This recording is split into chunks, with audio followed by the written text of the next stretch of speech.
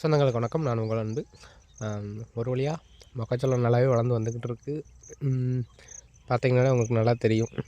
நல்லா வரைக்கும் வர ஆரம்பிச்சிருச்சு. இன்னும் கடைசியாக இன்னொரு குருத்துப்புழுக்கு மட்டும் மருந்து அடிக்க வேண்டியதாக இருக்கும். ஏன் சொல்கிறேன்னா நீங்களே பாருங்கள்.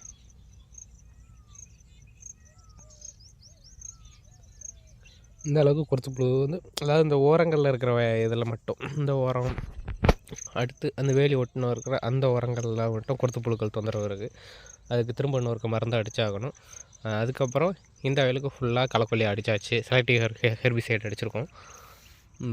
பார்ப்போம் எந்தளவுக்கு எஃபெக்டிவாக இருக்குது அப்படின்னு. ஏன்னா இந்த கீழே கடைசி அந்த ஓரங்களெல்லாம் வெறும் ரொம்ப கம்மியாக தான் இருக்கும். இருங்க காமிக்கிறேன்.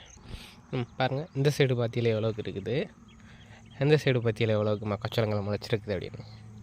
இவ்வளோ தான் முளைச்சே இருக்குது.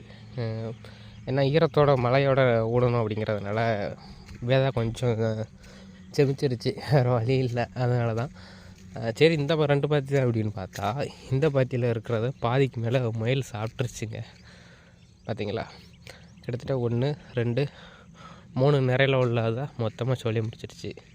இந்த அரை நிறை கிடக்கு. அதுக்காக வடக்க அந்த ஓரங்கள்லையும் அந்த முக்களையும் முயல் நிறையவே சாப்பிட்ருச்சு. என்ன பண்ணுறதுன்னு தெரில. அடிக்கடி வேப்பம் புண்ணாக்கு மட்டும் விதைச்சிக்கிட்டு இருக்கிறேன்.